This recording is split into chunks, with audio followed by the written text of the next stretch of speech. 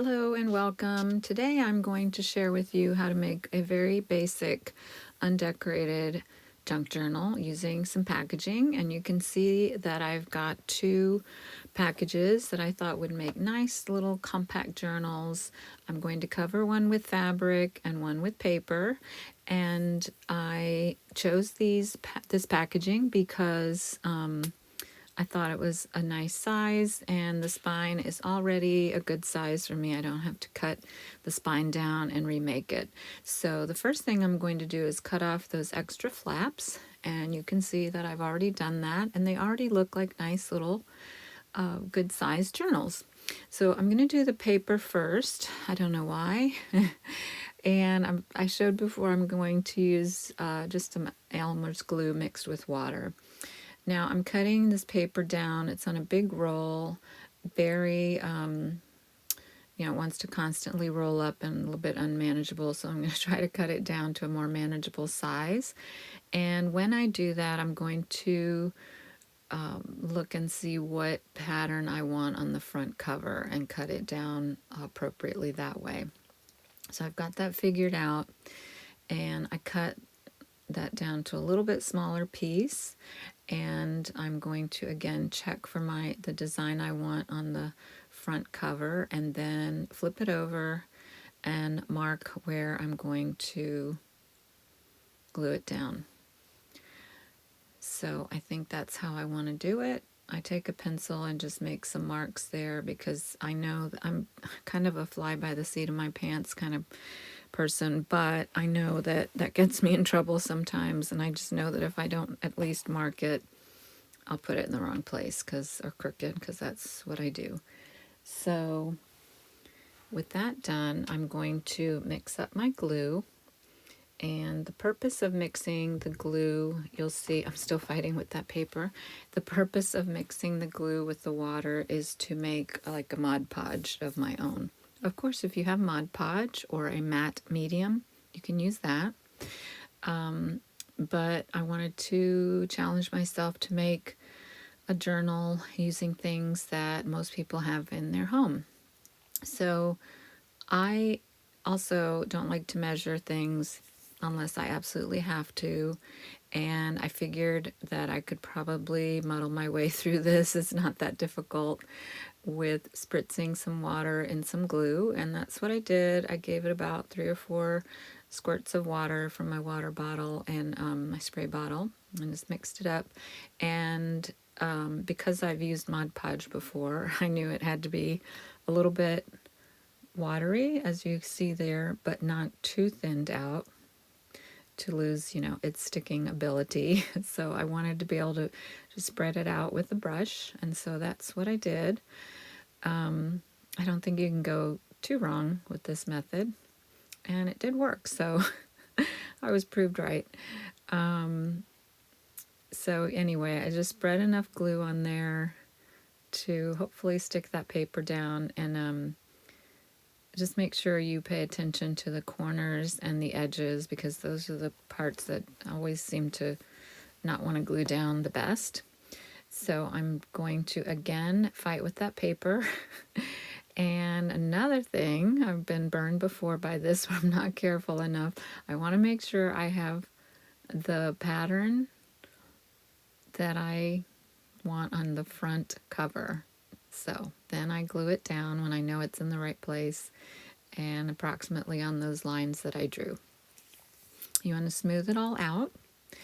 And when I flip it over, you'll see that I take like a hotel key card, or you can use an old credit card to smooth it out a little more than with my hands. I had a few ripples, so if you just use that card to smooth it out, it works well. Just don't press too hard if you're using thin paper, because you can rip your paper, especially if it's very, very wet. So I'm almost halfway done with that front cover. I think it looks good, and now I just trim it with my scissors. If you want a straighter cut, you can, of course, use a paper trimmer. But again, I'm trying to make this really, really simple. And one of the things that I love about junk journal making is that they don't have to be perfect. First of all, there aren't a lot of rules, and so you can make your journal any way you want to. You can make it crooked, you can make it absolutely straight, you can make it pretty, you can make it grungy, any way that you like. So I have my, still have a little ripple there. So I have my cover, that's pretty much done. I think it looks really nice. And I've got a little extra glue there, of course. I do tend to overdo things like glue and stuff like that. So you have to be careful that you don't make a huge mess. So the next thing is to attach the paper on the back side. So pretty much follow the same thing, do the same thing, and I decided to put the paper in that direction. I don't know, I don't think I'm saying that right.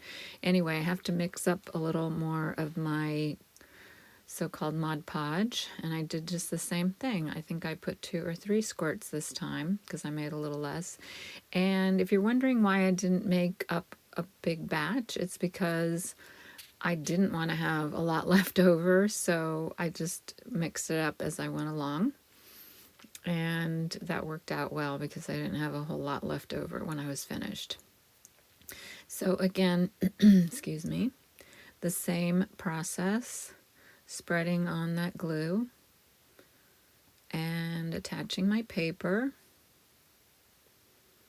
And I'm skipping ahead, but once I attach the paper, I smooth it down and I trim it up.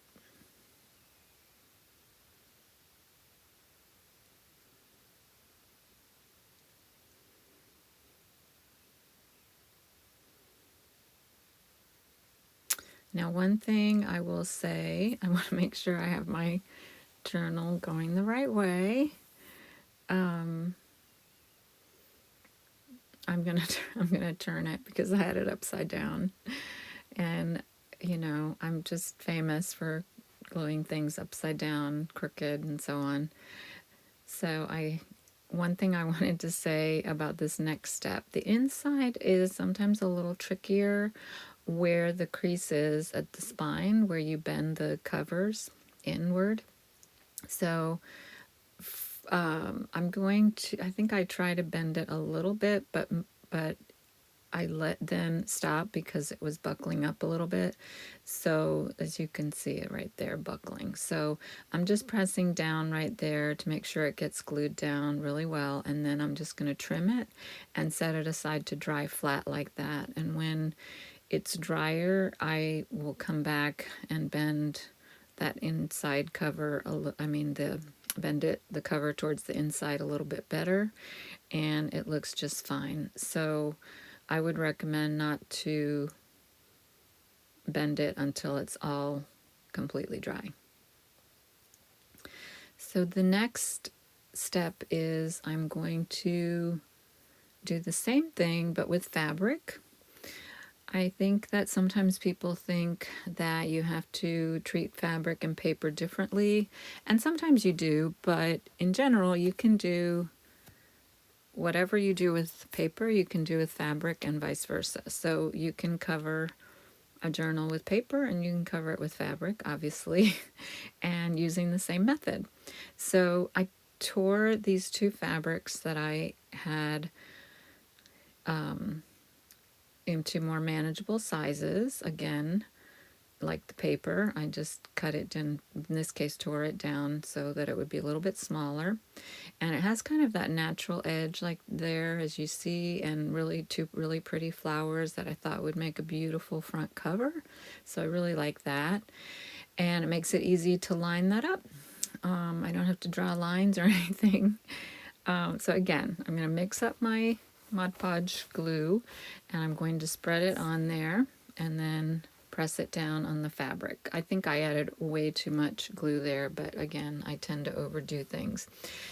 One thing I wanted to say about the fabric is I have a lot of fabric, but if you don't have a lot of fabric to use to make a journal, there are many places that you can get fabric inexpensively.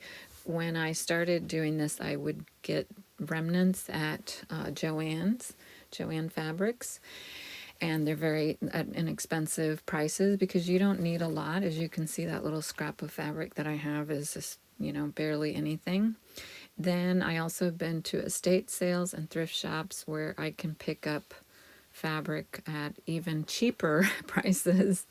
And that's where I got this fabric that I'm using right there. I got a big piece of it. I didn't even want that much, but it was like $2 for this huge piece that I can probably make, I don't know, dozens of journals. But anyway, I digress.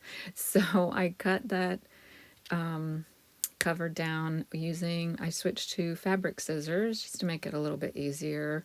The other scissors would have worked. It just would have been I would have had to have been a little bit more careful. Because I use so much glue, it is very wet on the spine, and before I go on, I did dry it a little bit, as you saw there, with my heating tool. So then I have my fabric for the inside cover. Again, same procedure with the glue, Mod Podge glue, and the fabric. I'm not using that piece of deli paper that I was using before to put the glue on, because it doesn't matter if I get the glue on the fabric, because I want glue on the fabric, if that makes sense. With this fabric I'm using now, I don't have to worry about a pattern. And then since it has lines, it's kind of easy to put it down straight. And again, even if it's a little crooked, it's okay with me. I'm not worried about it. If you wanted to, you can, of course, if you like those fuzzy edges, which I do, you can measure and tear the fabric to the size that you want it, and you don't have to cut it and have a straight edge. But to me, that's actually a little harder. So I cut it with my scissors, or I have a rotary tool that I also use. And that cover is just about done. When I move to the inside, and as you'll see in just a minute, I do start bending that inside cover inward, if that makes sense, because you'll see how I do it. I'm careful with it, but the fabric's a little more forgiving than the paper, so it works a little bit better. But nevertheless, I do let this one dry flat as well. I had a little part there that I wanted to cut. So before I get to the end of this video, I just wanted to say that I was hoping to do this all in one video, but it's way too long, the process. So I'm going to,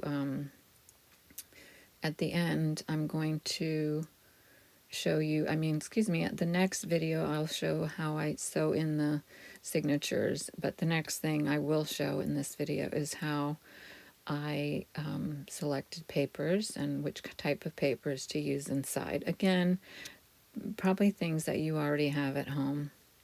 And as you can see there, I'm trying to make those creases with my hotel key card. I'm bending that a little bit. Okay, so I'm going to color or dye my papers with tea. I had some matcha tea in my green tea in my pantry. So I decided to use that because I thought, oh, let me just try it and see. It does not work out, so I end up using that Lipton tea that you saw there. I use that Lipton tea all the time. I get it at the grocery store in a big package. It's the Lipton black tea, and it works really well. I just make sure I make a really strong batch, and for this one, it was 2 tea bags in 1 cup of water. And that I do kind of measure. And here's some of the papers that I grabbed to use in my journal. There's some book pages, dictionary pages, some regular copy paper, index cards, an envelope that I got in the mail with a bill, and some notebook paper from when my kids were in school. So those are just some of the papers that I decided to use. Look around your house, because you'd be surprised the things you can find. And I deliberately chose, except for the dictionary pages, they're all very clean white papers, mostly clean papers, but that's why I'm going to tea dye them, because I prefer a kind of vintage, a little more grungy look. If you don't like that look, as I said before, it's your journal, so you make it the way you want it, and you can use, you don't have to dye the papers at all. I'm just showing you my version of how I do it. And you know, of course, if you have pretty papers that you want to use inside, you can use those too. I decided, again, to use very, very basic things that, you know, so you wouldn't necessarily have to go out and buy anything fancy. So I'm showing you how I have that ruler, but I hardly ever measure with it. This is how I mostly get my papers ready for journals. The inside of journals is I make one paper as a kind of a guide, and that's what I'm doing now. And that one paper is the one I know that my other papers can't be bigger than that. They can be the same size, they can be smaller, but they can't be bigger. And I like to vary the sizes of my journal pages, so you'll see how I do that. Now, I cut tore actually all my copy paper into that size, but there you see I'm taking my what do you call that? Not sample, but my guide. I can't think of the word. And comparing the other papers to it to see how they'll work. So I decided to tear down those dictionary pages, but then I thought, oh wait, I'll make them into a pocket.